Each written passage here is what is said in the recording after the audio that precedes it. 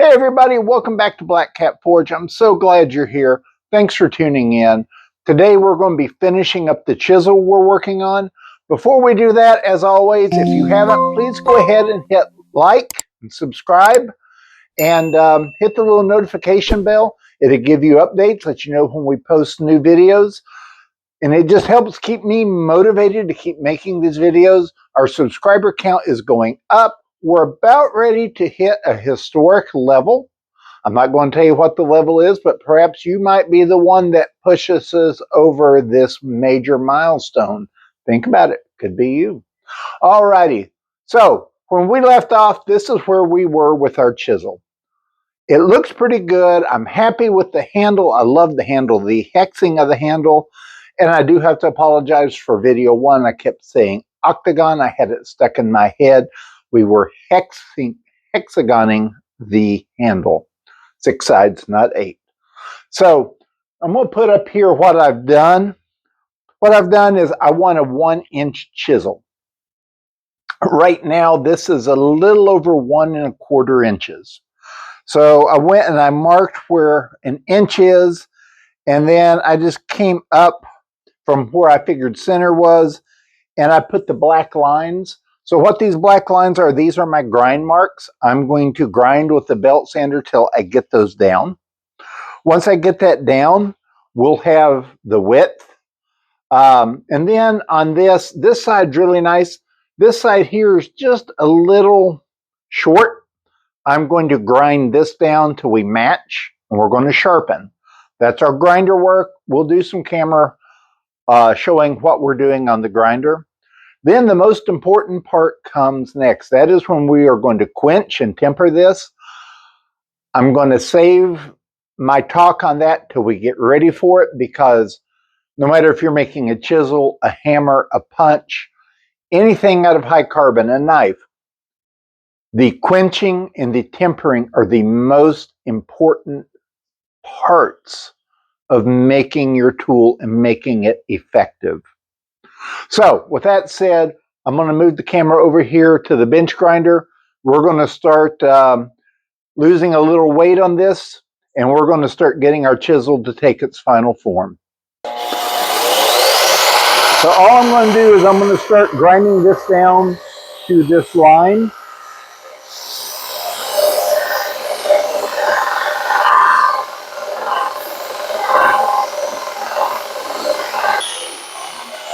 Okay, so you can tell I've ground this side down to the line. Next step is doing the same thing on this side. I'll come back and join you when I finish this side. So right now we've got our width to 1 inch. I'm very happy with that. The next thing is, if you look at this side here, that's a real nice gradual taper. And over here, it's a little bit of a short taper. It's not as long, and it's a little thick right there. So I am going to run this on the belt sander, and I am going to get this to look more like the other side.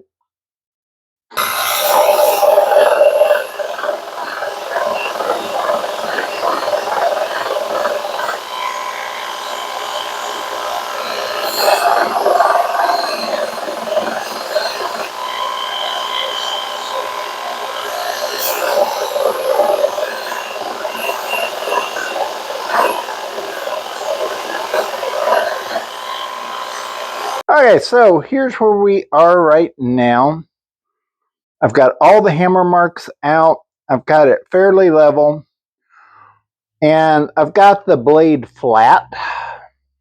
But for a blacksmith's chisel, we want just a little rounding on it. That's because when you do your cutting, you can walk your work. You can walk your chisel down through your work. So what we're going to do now is I'm going to go ahead and get a good edge on this. And once I get the edge on there, I'm going to round it just a little bit. And then we'll be ready to talk about quenching. So we'll be back in just a moment. Okay, so we're done doing any profiling, any grinding, any sharpening on our chisel. I'm happy with what we have. It looks really good. We're now ready for 2 stages. The first stage is an oil quench. Why do we not quench it in water? When you get this thing hot and you quench it in water, water quenches steel immediately. And it makes it so hard, it's brittle. You can get cracks forming. If you accidentally dropped your steel, it can shatter like glass. Do not quench high carbon steel in water. And I'm talking about just a normal tool steel you're going to use. There are some specialty steels that, yes, will quench in water. I'm not talking about those. For your average blacksmith making tools, making knives, you're going to quench in oil. I use vegetable oil. You can use canola oil. You can use peanut oil. Please do not use motor oil. It produces toxic fumes when you do quench, and it's not good for you to breathe. So stick with just your vegetable oils. I've got a small can that I use. I just fill it. I'm going to take this. Once it comes out of the forge, I'm going to tap it on one of my magnets. It's got to be non-magnetic. The steel's got to be that hot. Once the steel is non-magnetic, it is ready for the quench. So it's going to go in, and I'm going to stir. And I'm going to continue to stir till it quits smoking. Do not pull this out until it quits smoking. I had a friend one time. I was working on a project. He was behind me. He had never quenched in oil before, and I was just telling him how to do it. And I said, stick it in the oil. And before I could say leave it in there, he pulled it out. Big fireball came up. All the hair came off his arm. It looks pretty, but it's dangerous. Please don't do that. Keep your steel in here until it quits smoking. At that point, you will have a quenched piece of steel. What you can do is after you quench it, right now, if you take this file, you can feel it. It's very rough as it goes over. After you quench it, when you run this file over, it's going to skate.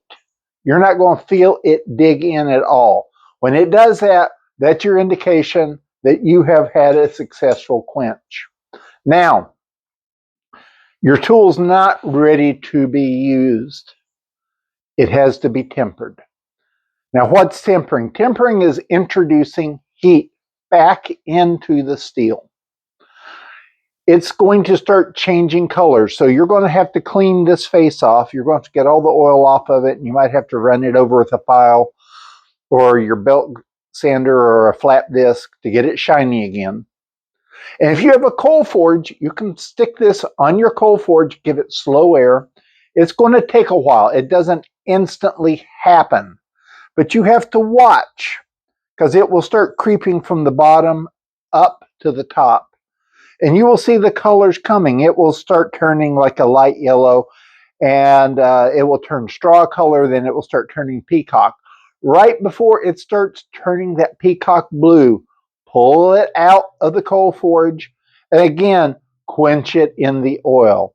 At that point, it is tempered. It's ready to use. It will have a strawish color patina on it. Now, gas forges, you can do the same thing, but it's really kind of hard to regulate your heat down and get it to temper. What I use is right over here. We'll get a shot of it here in a moment. Is I have a toaster oven that I bought. I think it cost me 20 bucks on sale. I set my toaster oven to 400 degrees. After I pull this out of the oil and I clean it up and I shine up the steel again, I'll put it in that toaster oven at 400 degrees for 2 hours. That's all I got to do. At the end of 2 hours, I come back and pull this out. This will have a nice straw color on it. It is now tempered and ready to use.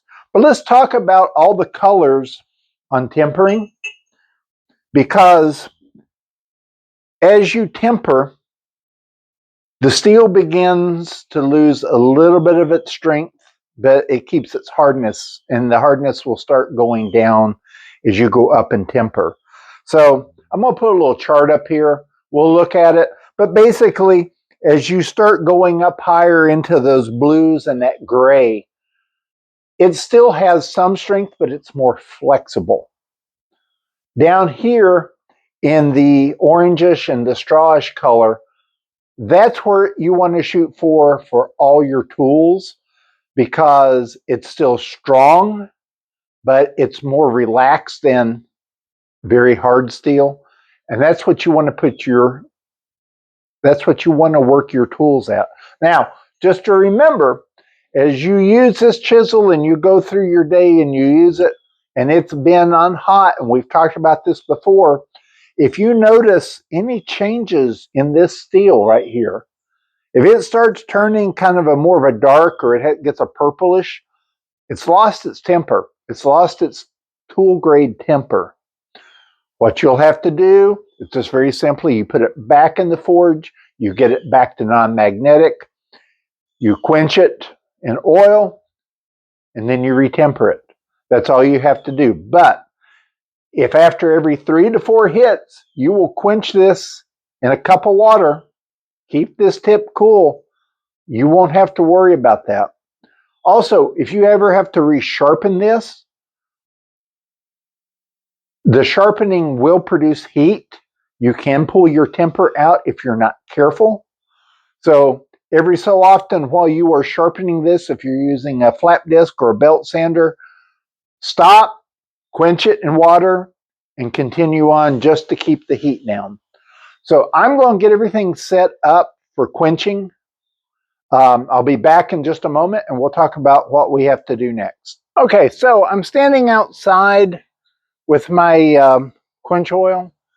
I don't want to quench inside, one, because it smokes. It smells a little bit. Also, just in case there's an accident and this should happen to spill while it's hot, I'm not having flaming liquid pouring through my shop. I'm going to keep it contained outside. I've also got a fire extinguisher sitting over here just in case. One quick thing before I do quench, you do not have to quench the entire tool. All I'm going to quench is about the first half, because this is going to be the only portion that's ever going to be doing hardening work that needs to be hardened. This part here does not have to be hardened. So I'm going to get this hot. When it hits non-magnetic, I will come back out here and we will quench, and then we'll reset the camera and we'll talk about getting ready for tempering. We are coming out here to quench. And all I'm going to do is I'm going to sit here and stir this until it quits smoking, letting that steel cool at its own pace.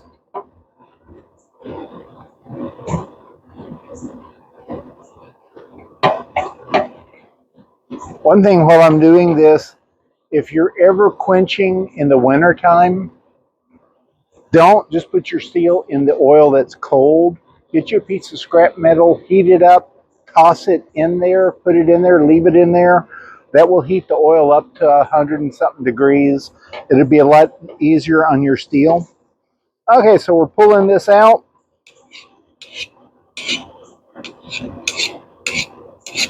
And the file is just skating right off of it. It looks good. So we're going to move the camera back and we're going to talk about how to temper it. All right, so I've wiped the oil off the best I could. I've shined this portion up. We're now ready for tempering. This is my tempering oven. It's just a toaster oven. Like I said, I bought it, probably paid less than $20 for it. Do not try to use your home oven that you cook in. If you have a lot of residual oil on, it's going to smoke. It's going to stink up your kitchen. People that live with you probably will not be happy with you for doing it. That's why I just use this little toaster oven. All I'm going to do is I'm going to put this in here. I have the temperature set to 400. And I'm going to turn the timer all the way to 60 minutes. I'm going to have to come back and set it again at the end of an hour. I'm going to set a alarm on my phone. So we'll be back in 2 hours and we'll see what it looks like when it is tempered. All right, so I pulled the chisel out of the tempering oven after 2 hours at 400 degrees. And if you can look right here, we've got a really nice straw colored patina on the parts that I've shined up. That tells me that it's tempered to the right temperature and to the right hardness that I need for tools. I'll put a picture up here just so you can see a little better. So this wraps up today's video. I hope you enjoyed it. If you followed along and made a chisel, go ahead and put a picture of it in the comments. I would love to see your work.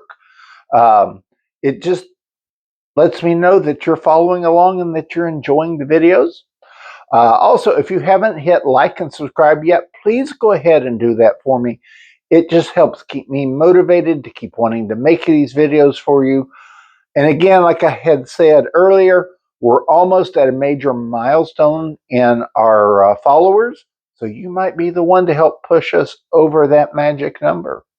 So anyway, stay tuned. I've got some tool reviews coming up. I've got some quick tips of the day coming up.